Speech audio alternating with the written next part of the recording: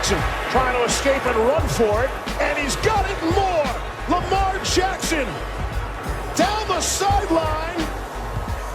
Will they give it to him? They will. Touchdown, Baltimore.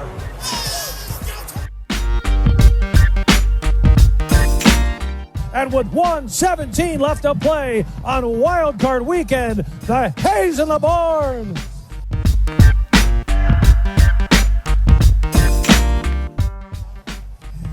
Oh my God! I wish you guys could. I wish we had a camera in here so you could see what we're doing. We're just a bunch of clowns in here. How much fun is that?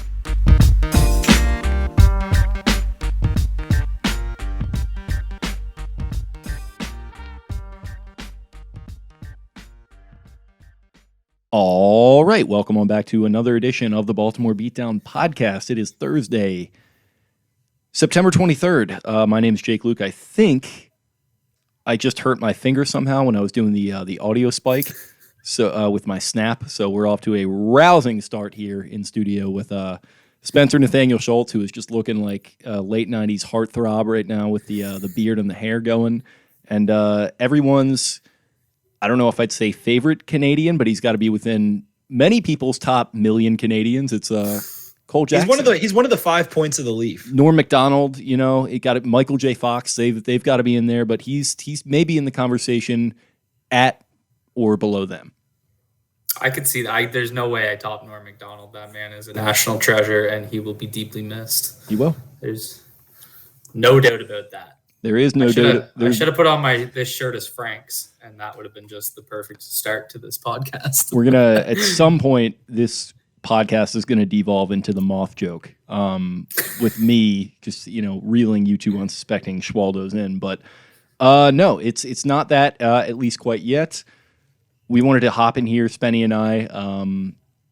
The recap show on Monday of the Kansas City game was a good one, I think, from an emotional perspective, but I don't think there was a lot of space, a lot of room for us to really kind of step back and break down the game from a more schematic X's and O's perspective. And listen, when you go to the game, or a more sober perspective, I was dancing around it, but thank you. That was probably the most lit I think that I've been. I think you probably had a few. You were in the car as well. The draft 2 years ago, or maybe not this draft, the 2020 draft. We were pretty banged up. We were banged up for this draft too, but that was like a marathon. That was a marathon kind of live stream thing. So yeah, there's been many. I remember I did Purple Patio after a Bengals game 2 years ago in our first season. And that was I don't even know if I remembered recording that like the next day. So I was like, all right, well, I'm never going to listen to this because I don't want to hear what I have to say. But yeah, that was an all timer, and it was an all time game. So I think it was appropriate that we get a little tuned up and have fun with it. So we did that, but we've also had some time to since then digest the game, which was an all timer, and we wanted to hop in here and break it down a little bit. So we brought Mr. Jackson in, and we've got Mr. Schultz here to lend some great tape watching perspective, and a tape watching perspective that is afforded because they are two scumbags with VPNs, and I am not. As if you can't. All right, you can't afford it. Yeah, Jake. I can. I'm just too lazy. I'm too lazy. I'll say it. Yeah. But yeah, let's do it. Let's start with the offense and the offensive line. And I mean, it was a shocking performance. In going back through, I thought it was just Alejandro Villanueva was moving like a literal bear at 6'9", and it was just an all-around really solid performance. Cole and I have chewed on it a little bit, but Cole, I mean, opening thoughts. What did you see from Greg Roman that you thought aided this offensive line? That's where I want to start. We talked about it last week when I hopped on, and I think I mentioned it I was on a couple podcasts last week, and I mentioned on every single one, they returned to more option concepts. The veer returned. They used the counter bash 5 or 6 times, it looked like anyway. And just, that gives a huge advantage to the offensive line. When we talk about how is the Ravens scheme offensive line friendly, it's things like that. It's things that are going to cause misdirection. We've seen this year has been weird, and Mike Crawford is charting the run game again this year, and I have no idea what he's charting. Some of these plays where they have just they had one where they zone blocked right, but it was a veer to the left, And they're just using the offensive line for misdirection. And so that's messing up the linebacker keys because they're going to start reading guard gaps, or, if the Mike linebacker has B gap read and that gap's moving right, but they're reading to the left. It's just been, for as much crap as Greg Roman takes, he's not getting enough love for how much he's doing with the run game design. Like the misdirection, the double pullers, a lot of GT pulls, pin and pull. There was a good bit of pin and pull in this one too. Yeah. And, trying to get the ball out to the edge. And I think that's going to help because it's going to loosen up the inside a little bit, which is going to help those dives when, and one thing I've noticed through 2 games is the box hasn't been crazy stacked, not like what we saw early last year.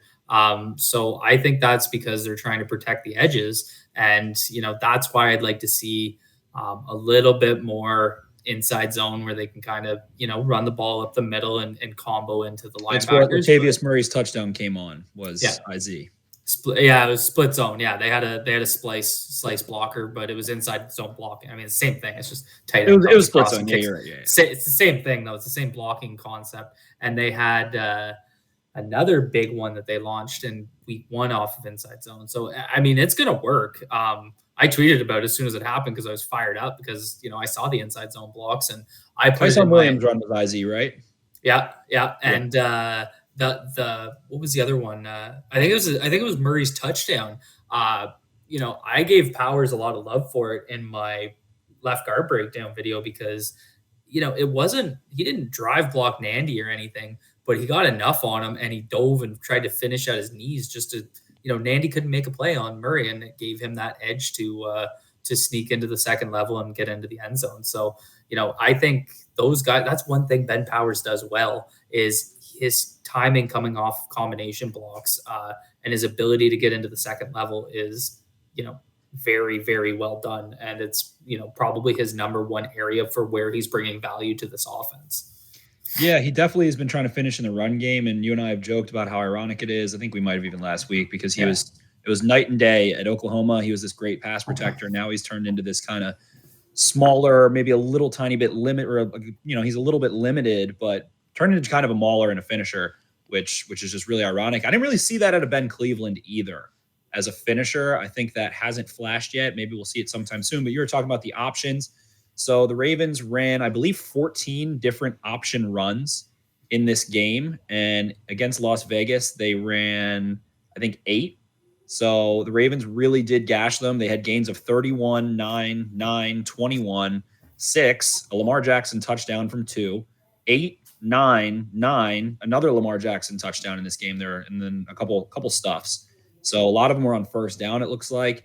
It looks like at least 8 of them were on first down, a couple on third down, not really a ton on second down. So Roman was starting, those 4-play sequences, 3-play sequences with a ton of option. And I thought the Chiefs were really undisciplined, to be honest, as well, which was pretty shocking. And you did mention a lot of false pulls. Bash is going to do things like that. But the Chiefs have seen it at this point 3 times previously. And it was pretty awesome in one way, but also strange for the Chiefs. You got to think Steve Spagnuolo is really disappointed. And again, it's like trying to, Lamar Jackson's trying to catch a fox in the open field. But at the end of the day, they would have multiple instances where both an end and a backer would both crash on Lamar Jackson instead of being able to surf and, limit it. So it was pretty devastating for the Chiefs front. And I thought that the Ravens offensive line did a great job pacing their option in this game. They're a lot cleaner. Their split stayed together. Their opening steps came out very well. They were super in sync, which was shocking considering, 3 new guys at different positions, 2 new players on the field. So that was really awesome. I thought Patrick McCary, I need to say McCary. It is McCary, not McCary. Patrick McCary was dynamic with mixing up his hand usage with kind of flashing some hands. I thought he had really quick hands. He did a good job keeping guys within his limited striking range, I thought, as well, and pass protection. And it was a lot of fun to watch. This offensive line was a lot of fun. Bradley Bozeman was just rock solid, man. Rock solid all the way through. His angles, he was not letting guys split him in half. He was not letting guys win to a side. He did a great job mirroring. He did a great job staying under control, but also having a little bit of urgency to him. It's just been rock solid, and it's he's not drive blocking guys. He's not, doing anything flashy. It's just he's not mowing guys 4 yards off the ball. Every rep is consistent, though. He doesn't lose ever, it seems like. And that's kind of, I tweeted about it I think it was a couple days ago. I was like, I feel bad because Bozeman's playing so good and I haven't really done any work on him. But there's not a whole lot to show. It's just him doing his job over and over again, that's what you want, especially from a guy that's going to come in and stabilize the middle of your line. So, it stood out to me big time. So against the Chiefs, PFF had him for 2 pressures, a combined 6 lost pass block reps. They cleared the way for the running backs, average of 3 yards before contact for the running backs, 24 carries. And I think Lamar actually might be in there as well. So I'm curious. I'm glad you brought up McCary, and to an extent, we've talked about Villanueva. I hate to use the word sustainable. That feels like it's been such a hijacked word when we're talking about this offense. But to what extent, with Ronnie Stanley being out of the picture, A, how sustainable is it for the next couple of games? And then what kind of decisions do you guys at this point think is going to have to be made when Ronnie Stanley comes back? It's a good question on McCary, because any defensive player that can study him is going to see kind of how he's going to win. And the other thing that I thought he did, and it stood out when I was doing when I was clipping plays, because you have to time, you try and time it so that you don't have this 2-second lead up. If you pause it right when the ball is snapped, and it's so easy to tell because it's coming out of pistol or shotgun, so you can literally see the ball in the air. First guy off the line every single time is McCary. And that is so important because, and I mean, it stood out on broadcast where I was a couple of times like, how did he not get called for, getting off the ball too early? But he needs those little advantages. If he doesn't get those, if he's not to his spot that much quicker because of... He's got to do all the little stuff perfect. It has to be perfect. And so when you talk about sustainable, when it comes to right tackle and what do we do when Stanley comes back, I do worry about it. I've said it for, I think you can live with McCary as your if he's got to play a couple games, if he's got to come in during a game, he's going to do just fine. He's a great spot starter, but like Absolutely. You mentioned, Cole, you mentioned how you can study him, notice his limitations, and then probably, a TJ Watt's probably going to go beat his ass. I'd be worried about like some of those crazy long athletes that he just has no margin of error. And that's what has always pissed me off with the arm length, stuff that's out there, is we don't talk about it in the right context. We talk about it as if it's this thing you have to have success. What it actually is your margin for error. It's or an upper hand. It's a tool in your toolbox that you still have to know how to use, but it's going to do things like limit your margin for error. So if you shoot your hands out and you have your timing off, and I mean, go back and watch Villanueva's 37-inch arms. He was shooting his hands way too early against Crosby. And we talked about it, Spencer, like he was doing those hezzy moves to try and maintain space. He wasn't using it as margin for error. He was letting go of his margin of error, essentially giving up his length immediately and getting rid of that. I'll make the comparison that's probably more digestible. It's like a corner who runs a 4.5 versus a corner who runs a 4.3. The corner who runs a 4.3, Chris Westry, that's why he's so enticing as a cornerback. Yeah. Because he can recover, because he can run a 4.3. Is he technically refined? Hell no. Xavier Howard runs a 4.5. He can make guys not run a 4.3.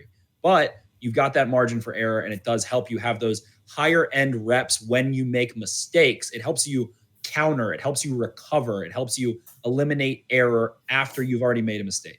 Exactly. And I mean, we saw it from Cleveland. PFF didn't chart him for a pressure, but it's in the breakdown I did. It's a pressure. I mean, Lamar had to step up into the pocket because of the pressure that came from Cleveland. He set inside on a guy and he just happened to shoot outside and he just didn't move his feet, but he turned and he hit him with a punch and it pushed the guy right back out. So that's another margin for error. If you have that brute strength, that's your margin for error. So it's not like he's strong. That's obviously important. But he still has to use his length. He still has to hit his punch. But when he loses like that, he can give guys a pop and it gives him a margin for error.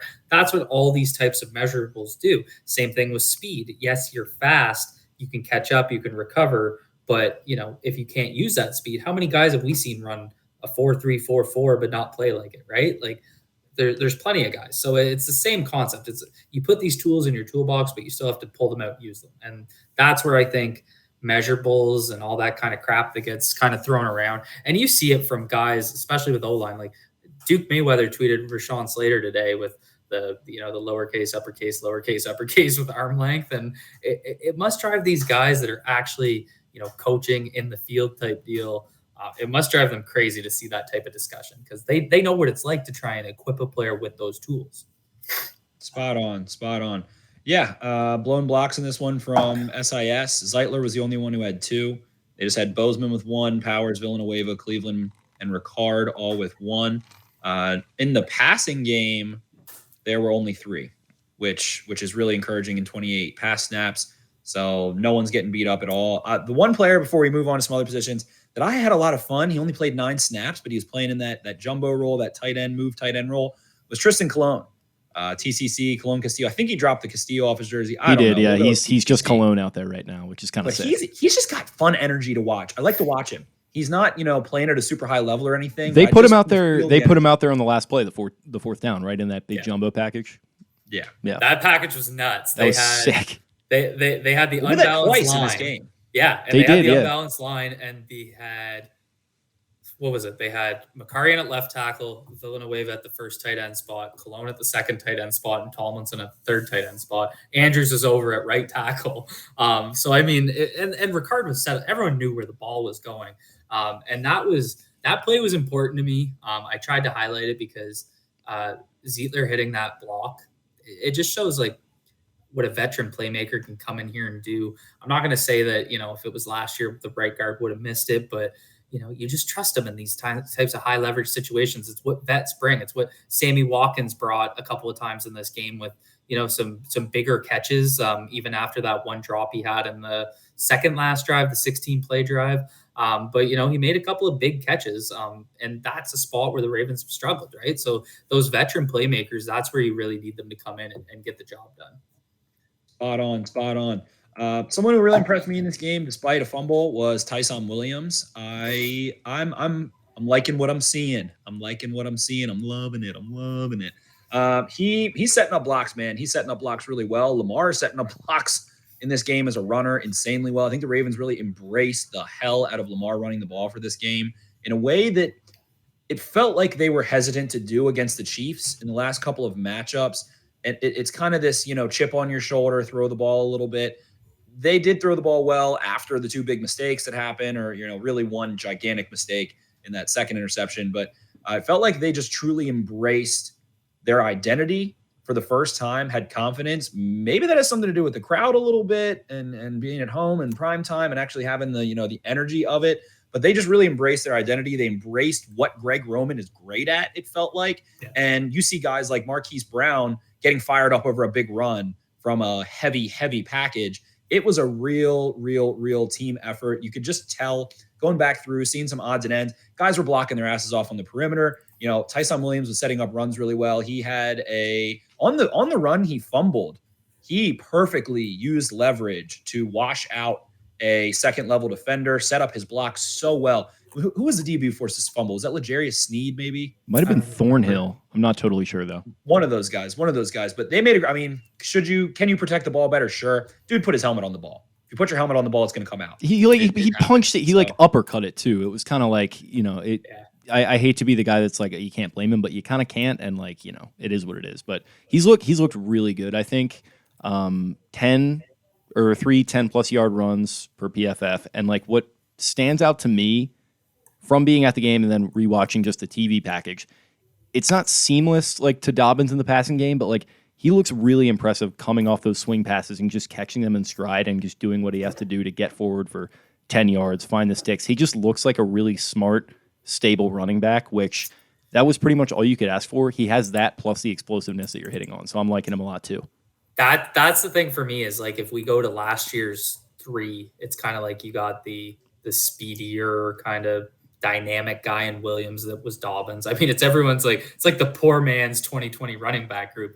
Dobbins is Williams, Gus Edwards is Murray, Hill is Freeman, where he's got that kind of, Freeman's actually done pretty well. He's got that speed that he's using in a limited opportunity. He had that huge run last week off of the sweep. Which, by the way, being in the stadium, none of us had any idea who that was. We were like, who was that? Like, we had no idea. And then I think, like, you know, a couple series later, it's like, that was Devontae Freeman. I was like, oh, I didn't even know he was active today, but all right. And that was Justice Hill, right? Like, it was, you know, he would come in and have a game where he would kind of, you know, do something that was nice. And that's all they need from him. And so I think what I'd like to see them do is, I think Williams is the more dynamic runner. Murray's going to be great downhill, and he's going to do some good things like we've seen. I mean, I think he's got a touchdown on both, right? So that's obviously important, converting in the red zone. I thought Murray followed his block really well. He kind of paced to slow for Powers to make that block, and then he just accelerated through the I guess you call it the third level in the red zone, but he powered through the safety into the end zone. So that was a veteran run to me. I thought Williams did a really good job on the fumble as well. AV launched that run. He got there on that. They're hitting down blocks on a power, and he I don't know how he reached that. Like, that was ridiculous. And he collapsed. He was moving. He was moving. And that was what I was complaining about with him, is he was moving too fast, and he'd just get kind of upright, and then he wouldn't be able to get back in his chute. But he got there, he got low, and he got it done. And even credit Powers on that run too. I mean, I don't think his man would have made a play on the ball, but he finished his guy. He took him right to the ground. So when you see both your left guard and your left tackle at the end of the play over top of their guy on what should have been a running back, you know, touchdown into the end zone that turned into the fumble. But, you know, that's what you want to see, right? That's your left side of your line running a power, down blocking, power football. And I completely agree. They returned to power football. It felt like we went out there and exerted our will on the Chiefs front. And like, I thought Chris Jones that was the worst game I've personally watched Chris Jones play. They just toyed with him. And that's why I'm not that concerned about the Lions. He was getting hit from every which way. He had no clue where combos were coming from. No. And the game to me, I'm sorry, go ahead.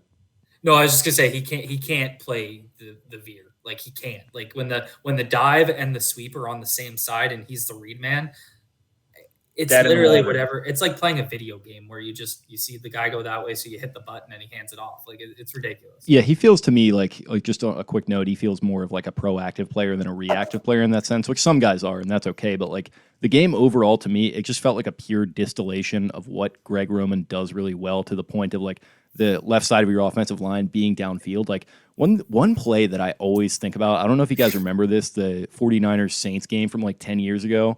Like, that end of the game sequence where Alex Smith had the long rushing touchdown. And like, I always remember like the first time I like thought of Greg Roman and what defined him was Joe Staley was like 30 yards downfield blocking. They had like a crackback block from a wide receiver, just doing crazy shit in the run game. So just the fact that he stuck with that, and he just stuck with it through the entire game, no matter what.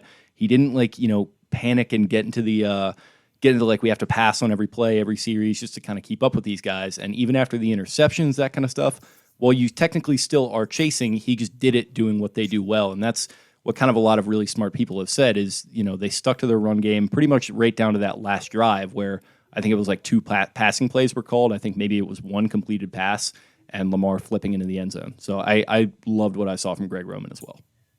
Yeah, and I think something else has stood out to me that I didn't think got talked about enough, or at least I didn't hear it, is, you know, despite them, and I haven't looked at, Sharp always tracks the personnel usage. I'm assuming it was relatively heavy, not a lot of 11, but I don't know for sure, so I'll have to double check that. I don't know if SIS has that, but it seemed like they used heavier personnel, but they were still getting targets out to the wide receiver group, and I think that's something that the Ravens. And I mean, it's different. Like, Marquise Brown is separating like a magician this year. Like, you know, and Lamar, we hit Hollywood on that comeback. We hit route. Like, the ball is getting pushed to the sideline. So even if the Chiefs defense is trying to adjust, this is where the efficient passing game has to keep them honest, push the ball outside and force the defense to adjust. And that's where I thought was the difference between, you know, the last couple of years, is they haven't been able to capitalize on those opportunities, but they did in this game, in the pass game, with their wide receivers. For sure. I really like what I saw in terms of utilizing the backs in reads, in actual like 1-2 same side, like level reads, where, for instance, I believe it was a 3rd down late in the game and they create force defenders against zone. that are having to pick their poison, where you're basically running Mark Andrews. A lot of the time it's a tight end and a back on the same side. You go trips on the other side. Something like that happened a couple of times. And you're using Mark Andrews and Tyson Williams spaced very wide. Spacing was key in this game, I thought, in a lot of the passing concepts of the Ravens. And you're basically having Mark Andrews run to the sticks and Tyson Williams run to the flat and making an easy read on one defender for Lamar Jackson. They ran it to the left side of the field a ton. They used a lot of those similar kind of level reads. And he was able to, one of them, that's where Andrews kind of had that sliding catch for the first down. Yeah. That was a really beautiful play design. We also just saw Lamar getting the ball to Tyson Williams a couple times there, very quick, reading it beautifully and getting it out. So it was a lot of fun to watch. I thought the spacing was really strong from what I saw in terms of the receivers reading the defense together. And that's kind of always one of the qualms that I have when people, and sometimes people who probably are right, and maybe I'm wrong, but this is just how I feel. Kurt Warner talks about it sometimes. So much of the routes that are run in the NFL are, people think it's Madden. People think there's a play call and the receiver goes and runs the route you tell him to route or tell him to run. No, a lot of the time it is reading the defense, being on the same page as your quarterback, turning in on running an in breaker or an out breaker, an option based on the leverage, not, running what you're told to run. It's reading. So I thought that the receivers did a really strong job. I think that's why having someone like Sammy Watkins that is kind of, is he this crazy productive receiver? No, but he's pedigree. He's got a lot of experience. I think he's a really high IQ receiver. He does some goofy things. He drops some passes sometimes, but the spacing was just so nice in this game. And I think it made reads a lot easier for Lamar. Of course, he had plenty of time in the pocket a lot of the time. So that helps when he feels good in the pocket. But when the spacing gets jumbled up, he is such a he's such a turnover cautious quarterback that he's not going to throw the ball when the spacing is too tight. And when he does, sometimes he gets picked and then he's not going to do it again. Then there's that whole hesitation game that we're talking about. And I didn't think the spacing was great against the Raiders. So it was nice to see that. I thought it was a real nice positive. The other thing in the passing game that I was really impressed with was the way that the Ravens countered the Chiefs' blitzes. I wrote that article that was talking about how the Chiefs basically beat the crap out of the Ravens with 5- and 6-man rushes last year, especially in some key situations. And there's errors because guys weren't hot. In other words, they weren't replacing the blitzer by running a route to where the blitz came from, turning around like you see Travis Kelce do. That's why the Chiefs chew the Ravens up. Travis Kelce understands where the blitz is coming from, goes to where it came from, and sits down because that's how you beat the blitz. And I thought Mark Andrews did a really good job in this game. I thought Marquise Brown did a really good job doing that in this game. I thought the backs did a good job doing that in this game. So I was just very generally pleased with the way that the players, and it felt like the play calling to a degree, well, we won't truly know, but felt like the players did a good job reading leverage and reading space and things like that. Yeah, so the breakdowns per sharp, 11 was 34%, which was their most by a decent margin. Next was 21 at 22%. 22 was 19, and then 12 was 6. And then just the 3 wide receiver 20 was 16. So interesting breakdown, and they ran, it looks like 61% out of 11. So I find that to be kind of an interesting split. I'm shocked. Right. And I think that using a good bit of that is going to be key, especially when you get a guy like Bateman back, who hopefully is able to be a little more fluid, a little more in tune with what the defense is doing, things like that. But he is a rookie at the same time. Another great thing was, against the blitz. So the Chiefs blitzed the Ravens on 11 dropbacks, which resulted in Lamar Jackson going 6 of 10 for 80 yards and a touchdown. Took 1 sack there, pressured 3 times. So again, the Ravens just had answers for the Chiefs blitz. I just thought it was a really smart game played by this offense and by the skill position players in terms of understanding the blitz and how to help out Lamar Jackson a lot more than they did last year. How much are they even going to need from Bateman this year, do you think? And this is a big if, but if Watkins stays healthy, the way Brown is playing, and you've got Andrews there who's been quiet so far, but he can go off at any point. I'm kind of liking where Rashad Bateman's at right now. I feel like he might have the opportunity to learn a lot this rookie season and not have too much put on his plate. I think this is one of those situations where it's going to, this always sounds stupid. I hate saying it, but the production doesn't really matter. It's going to be more with this offense. That's something people really need to remember, and they fail to a lot of the time. And it's kind of what happened to Marquise Brown last year. And I know Spencer fought for all off season. But like, if you go back, you watch his tape last year, he played so well, and it wasn't acknowledged by the fan base, but also by, you know, more national folks that aren't watching every game because of the numbers. And that's fine. But what you need from Bateman is you need him to come in and make those plays. It's kind of those, you know, the Sammy Watkins out route to get you into, what was it? I think he hit that out that set up a field goal. Anyway, it doesn't matter. He did. I think I had it there. So it's like those types of plays, like little plays where he's going to just have a one-on-one. He's got to beat his man, make a catch, get a first down. Little things like that are going to stand out way more to me than, you know, the 60 yards and a touchdown. And weirdly, him and Brown have both had those, but like they've had like 6, 7, 8 of them in a game, and they've added up to the point where they're both like around the 100-yard mark in the first 2 games so far. So it's not going to happen every week, obviously, but I'm just super impressed by what I've seen from them. So Marquise Brown had 126 intended air yards, which was the most of any player in this game. He had 65 yards after the catch. He forced 1 broken tackle, which was on the left sideline, and he had picked up 5 first downs on 6 catches. His EPA in this game was 2.56, so that's very high. If you do that every game, you will just about lead the NFL in EPA. And then SIS does points earned, which is basically how much better were you than above average, and that was 4.46. Which again will lead the NFL if you post that every single week. So overall, the yak was outstanding in this game. Mark Andrews picked up a little bit. Sammy Watkins picked up a little bit. They had over 100 yards of yak there, which is just outstanding. That is the missing element. It's felt like from this offense for even going back to Joe Flacco, really going back to Joe Flacco. So it's been years, and Marquise Brown flipping that switch. I know that he talked about it post game. And kind of, it seems like he was truly playing scared from what he said. And I don't blame him with 2 screws in your foot being 170 pounds. They basically said that T. Martin and Keith Williams have told him, you're not going to get to play this game for as long as you think you do. You're going to spend most of your life not playing this game, like leave it on the field. And now we get Oklahoma Hollywood Brown as a result, is what it feels like to me. I haven't seen him have so much aggression after the catch, utilizing his skill set, utilizing his quickness, utilizing his small strike range, you know, how small of a target he is to get a good shot on when he's moving at a controlled speed.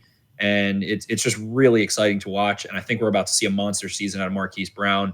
Again, Cole, you just touched on it. I thought he was a lot better last year than people thought. I really think Lamar Jackson struggled to hit him in rhythm, especially deep. Cole and I talked about that many times. So I'm really second play of the game on Sunday.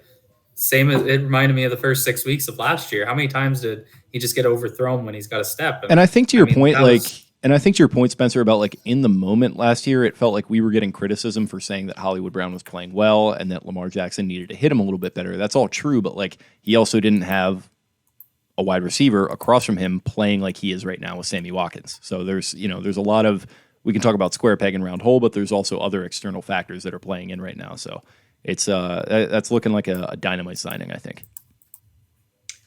Absolutely. And when he was lined up in the slot in this game, let's see. So he ran 8 routes out of the slot, and that was where 5 of his catches and 117 yards came. So Sammy Watkins is playing pretty much exclusively on the boundary. He only ran 2 routes out of the slot in this game. And that is enabling him, I think, to do things like go beat the crap out of people on an RPO. And I'm just generally, I'm liking what I'm seeing. I'm liking what I'm seeing in terms of the RPOs. I've been banging on the screen drum for a couple of years now. And really, I think I'm just done with screens from Greg Roman. I don't think he likes them. I don't think he spends a lot of time on them. I think that RPOs effectively will always be better than screens in this offense from what we've seen at this point. And RPOs are absolutely baller, it feels like, in this offense. And it's just so ironic to me because everybody across all national media thinks, oh, the Ravens run nothing but RPOs. They need to run way more RPOs than they already do. Play action, RPOs. Suddenly your offense is looking like, Baker Mayfield in Cleveland in a good way. And you're utilizing high percentage, high leverage, force defenders, things like that, and making it easy for your quarterback instead of making it harder. So I'm really loving what I'm seeing RPO wise. We can drop the screens. I'm done. Just do RPOs instead. I'm fine with that. I think a good way to get the offense in rhythm is through the RPOs because it forces the ball out quick. And that's where I think I want to see Lamar start games better with, is getting in that rhythm quicker. And I mean, it's kind of, you say that about any quarterback ever. So, I mean, I remember you say that about Flacco. It'd be like, let's get out there, let's run the ball, let's get him in a rhythm. I mean, I'm sure everyone says it about every quarterback, but I think that would help. And I think no one reads the play. It's very rare that Lamar makes a bad decision on, when he's running an option concept. He reads so well. He's so familiar. He's been running them for years. He's so familiar with them. And so just add the P. That's all I ask. And I trust that he's going to make that right read consistently. And we saw an absence of that decisiveness in week 1. He did not play that well in week 1. So many double clutches. Yeah, double clutches. He's doing all this shit. And like, it actually weirdly, it kind of pays off with the jump pass this past week. So that's kind of an interesting sort of bow put on that whole situation. But he kind of struggled in the passing game in week 1 with that indecisiveness. So to your point about that kind of being like a sports talk radio take about like, oh, just got to get him in rhythm, get the ball out quick. Like, yes, that's true. But like, look how fast Patrick Mahomes gets the ball out. And like that really, really helps him. And Lamar's never going to be that fast, but kind of manufacturing that in a way and kind of helping him to do that and helping him get onto that script early, that's going to help him get into a rhythm where he's not turning the ball over early like he did this week, and you're not putting yourself into that hole. And you get into a bit of a dichotomy where it's like, well, he was clutching the ball because he was getting pressured. And then it's like, well, from my perspective, where I'm always going to look from the offensive line, it's like, well, he's getting pressure because he's not getting the ball out. And it's kind of like, chicken and egg, but it is tough. And it gets tough as games go on. I mean, the pass protection last week was, one of some of the worst I've seen, like in terms of guys losing one-on-one matchups. If it wasn't coming from AV, it was coming from Ronnie. And it was really tough. It reminded me, I meant to tweet this out actually. Starting Stanley last week, if he looked that bad in practice, reminded me a lot of starting Skura in 2020. Who, like, I know they worked with that line and they threw Bozeman to center, put Macari at left guard and had Phillips at right guard the week before week 1 in 2020, and they decided to roll the ball with Skura's health. And it seemed kind of similar to the Stanley situation, but definitely, nonetheless, needs more rehab, man. He's not flexible enough, and he doesn't feel confident. Yeah, and I'm sure there's a huge mental toll going on there too. So it's I saw someone saying that because he hurt his left ankle, he might try the right side, but then your drive foot is your left foot. Anyway, it doesn't make sense. I don't see. You mentioned it at the start of the show, Jake. There's no way they're doing that. If Ronnie Stanley's back, they're going to wait till he's healthy. He's going to go back to left tackle. I think it's a 0% chance he moves to the right side. I mean, his leg was in pieces. He's the only one who hasn't played there at all. Yeah. Yeah. No, and like that's just not what he is. Like to get in the whole I hate to do the whole pride thing with Orlando Brown Jr. He probably does take pride in being a left tackle, Ronnie Stanley, and he might not get to a point where if the roles were reversed, he would ask for a trade or anything like that. But it's just like, he's like, I'm a left tackle. It's not like, let's not mess around with this. I'm just going to play that and we'll figure something out with AV or McCary or if we have to platoon there. But yeah, they also shouldn't rush him back either. I mean, like, his leg was in pieces less than a year ago and he's still coming back from that. And to your point, there is a mental toll that takes on a guy as well.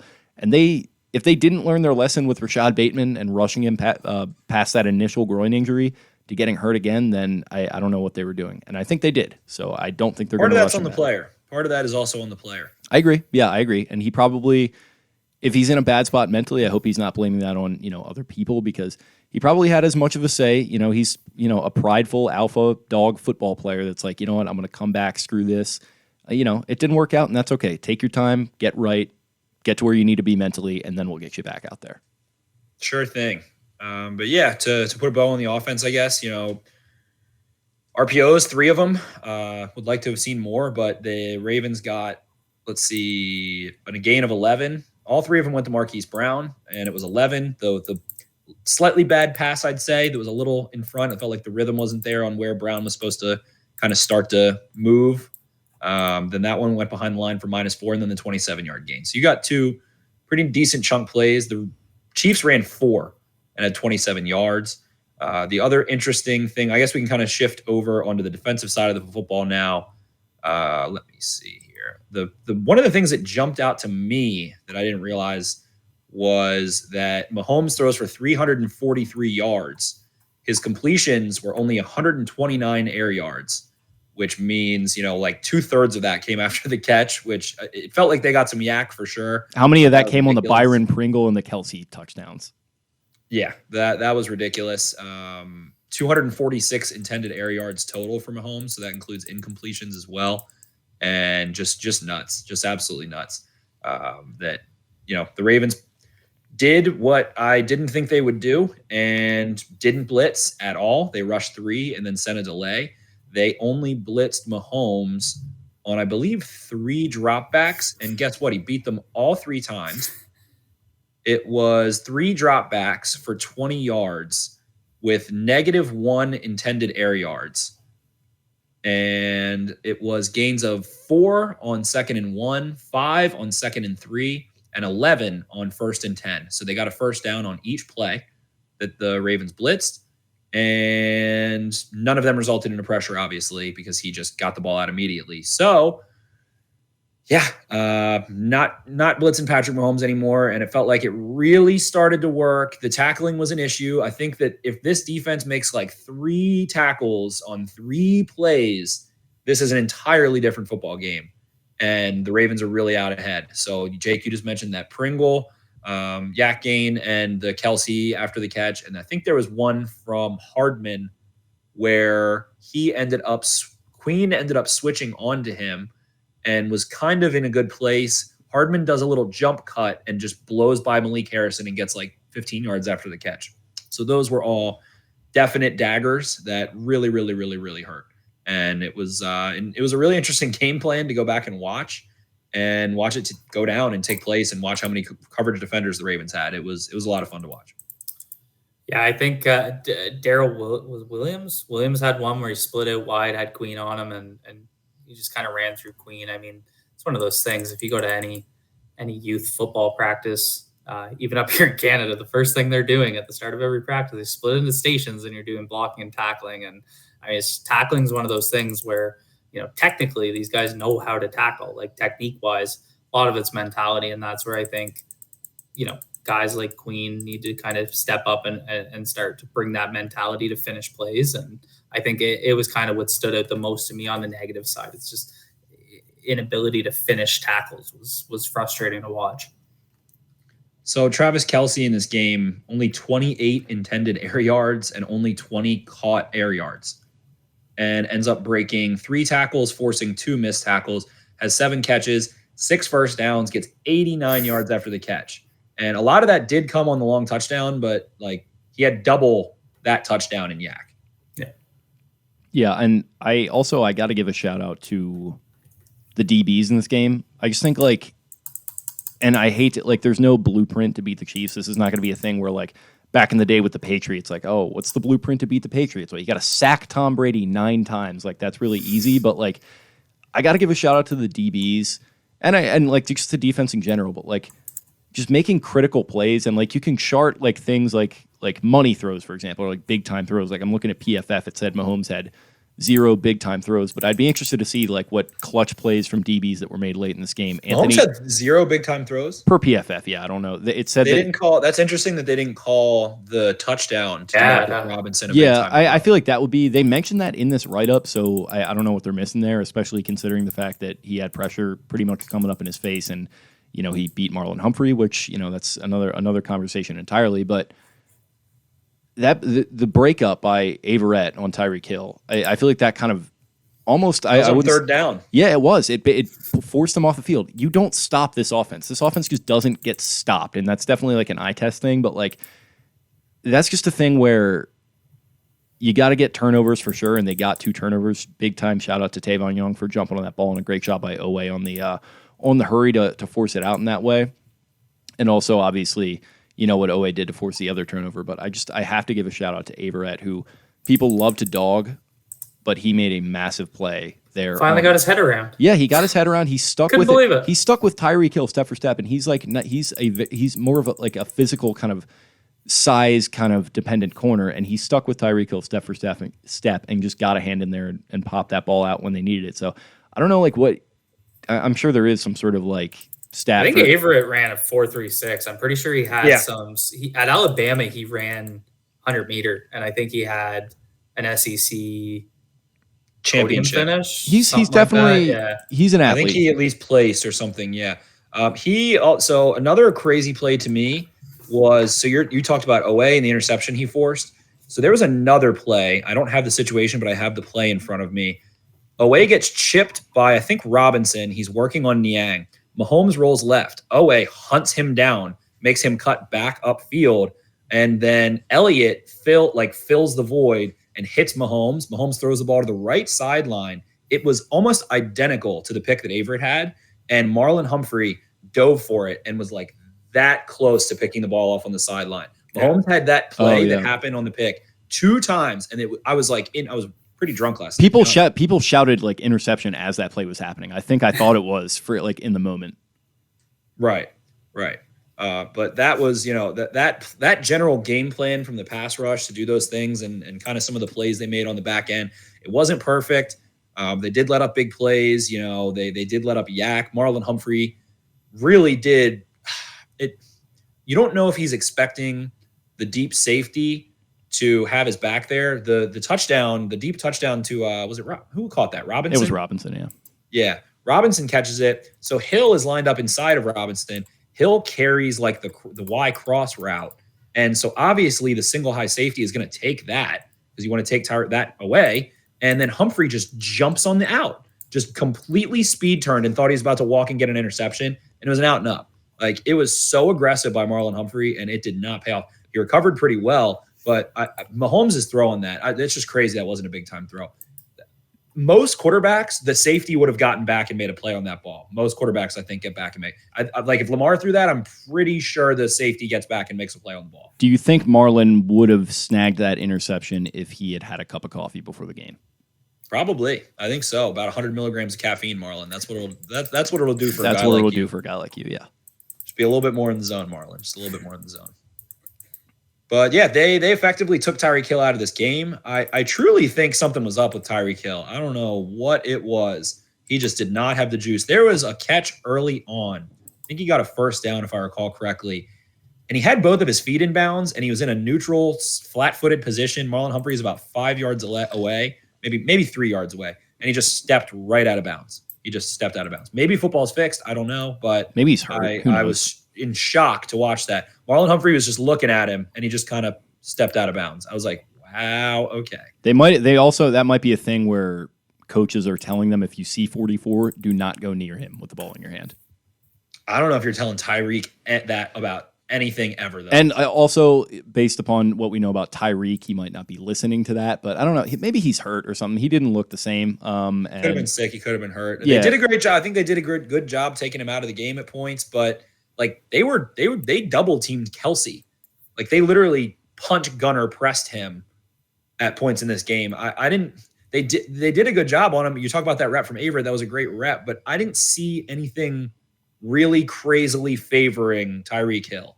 I think they did a good job not blowing assignments on him and things like that. But I didn't see anything too crazy on the back end. I need to watch again. I was kind of drunk when I watched this. We do know that his feelings were hurt. His feelings were hurt. Yeah. He was hurt. I mean, we're Ravens fans at the end of the day, and let me just say, for the record, the sweet, delicious tears that I have tasted on the internet from Kansas City Chiefs fans, I've been waiting so long. Oh yeah, but just long. Just a little. Oh yeah, keep that same energy. It's your Super Bowl. Kansas City Chiefs. It's been delicious. They literally invented the Super Bowl, or they invented the term Super Bowl. They've won Patrick 2. Mahomes was actually the only quarterback to ever win a Super Bowl. Yeah, of course. I didn't know that. They've won 2 Super Bowls, okay? And the Super Bowl, over 50 years of existence at this point, they've won 2 of them. How long have the Baltimore Ravens been around? About 25 years. They have 2 as well. So we can calm down with this throne of ease. The entire world revolves around the Kansas City Chiefs and Patrick Mahomes. Not this week. Every other week it does. Not right now, and you're just going to have to deal with it. I'm sorry. Next week, you're going to firebomb whatever clown show operation you're going to be playing. Sorry. everything. Just, put that in your pipe and smoke it. I had to get that off my chest. This has been a terrible Twitter week for our friends down in KC. It truly has. You hate to see it, but you love to watch it go. You do. Love to watch it go. Yeah, and I'm trying to pull up some coverage here. All right, so it looks like the Ravens played cover 3. Patrick Mahomes has 31 dropbacks. 7 of them were cover 3. That Mahomes went 6 for 7 on those, 85 yards and a TD. Ravens played cover 4. On 4 of them, he went 2 for 4, 19 yards and a pick. So the pick was cover 4. And then let's see, cover 1. That should account for most of the other ones, I believe. No cover 1. Wow. Interesting. And what else we got here? Cover 2, no reps of cover 2. I don't know what the other one is. Man 2, I guess. 2 reps of man 2. I don't know what the rest of them are. I guess some funky stuff, something weird. But 2 reps of man 2. Mahomes goes 1 for 2, 23 yards on a 31-yard intended air yard throw there. So interesting stuff. Yeah. I mean, I thought Mahomes was great in this game for the most part. He did get away with one, and he did throw a bad pick, but it was definitely fun in hindsight to go back and see him live and then go back and watch this game. And the throw that he made across his body, it was like a 3 or 4 yard throw where he just turned and did like a little baseball flip of it. Ted and Wynn posted it in like slow motion earlier. The man can throw the ball. Truly, the platform that he throws off of is nuts, man. It was fun to watch. Yeah, the early one where he like threw it like that. That might have been what you were talking about. That was one of the moments where I just sat back in my seat and just shook my head inside, and I was like, "All right, what do you do? Like, what do you even do?" Yeah, no, I said he looked like he's torn his rotator cuffs, and he just doesn't feel the pain. Yeah, I guess not. He's just elastic, man. He's like Carson Wentz, except it's with his rotator cuffs, and he's actually good. But yeah, it's interesting. I guess that like for an overall like meta conversation of it, it's interesting. Like he did play amazing, and like they really could have and maybe even should have won this game. And I was talking about this a little bit on Twitter. The thought experiment of like if Dan Carlson misses that field goal and the Ravens are 1-0, they come into this game, and then it plays out exactly the same, but Edwards-Helaire doesn't fumble, and they go on to kick a field goal and win. We're in a very different place right now, and I'll just say that I'm glad it's played out the way that it has, because I feel like momentum is, as much as people want to get snarky, I feel like it's a real thing, and it's going to help carry the Ravens forward here. Yeah, and I know we're going on the road after an emotional win, and this is like your typical trap game, what it used to be, but they just don't really seem to happen with Lamar at the helm. Like I look back to that 2019 season, and I think it was like we had the Bills on the Sunday in Buffalo, and then we came home and had the Jets on the Thursday. Typical trap game, right? And they started slow, and then they settled in and they were fine. And there were a couple other in that year, and I think anytime you're 14-2, you're kind of looking for the letdown game. But it just seemed Lamar brings a different energy to the team, and they seem, even if they start slow, they kind of recover. So I hate when I feel confident before a game, because you're just setting yourself up. But I really think we absolutely wall up Detroit this week.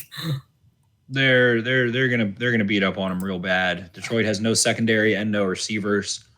Quintez Cephas, though, a couple good catches. I like me some Quintez Cephas. I do. I truly actually do. But I'm not sure what's going to happen in terms of them being able to compete in this game. I think 8-point spread for the Ravens. I don't know how that line doesn't move.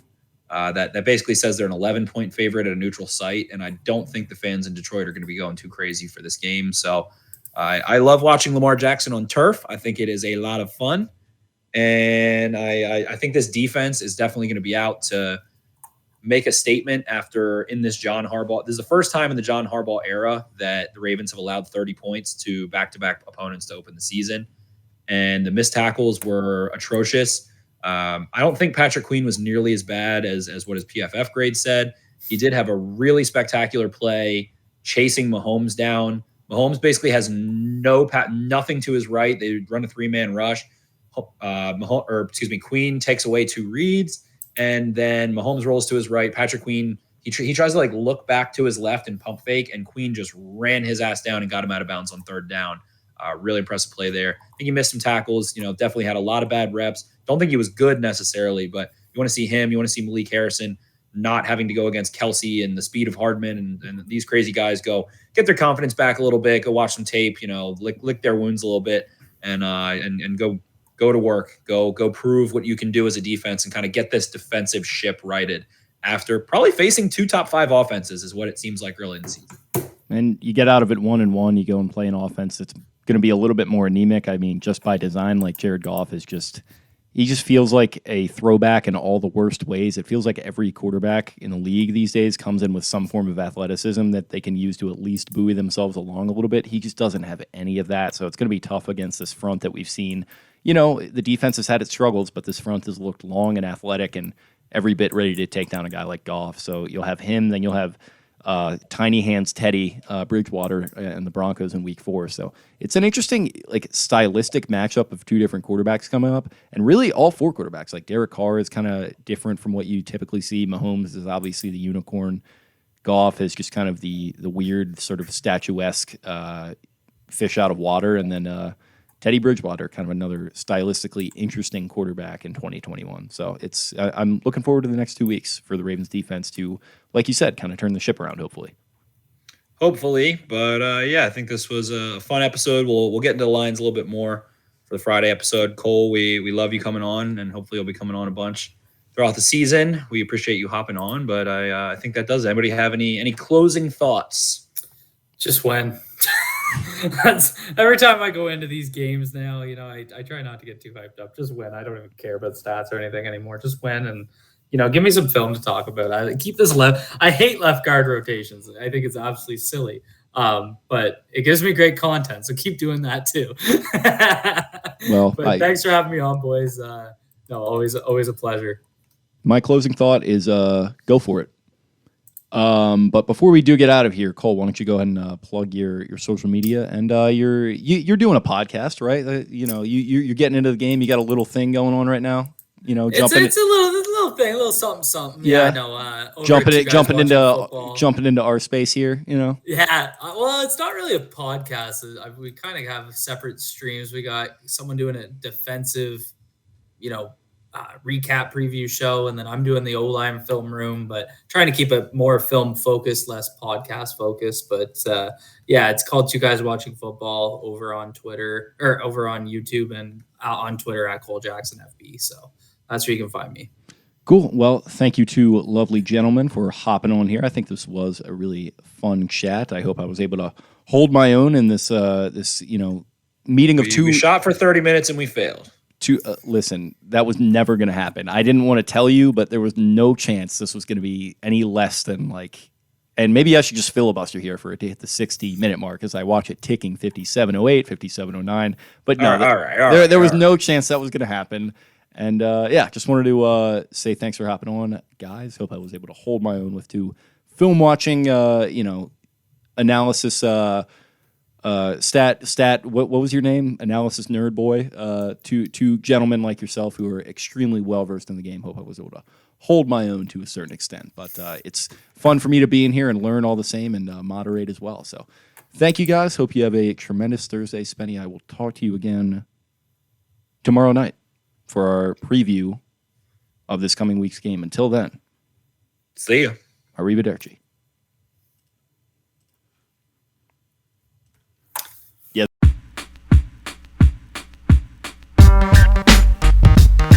Gorlami.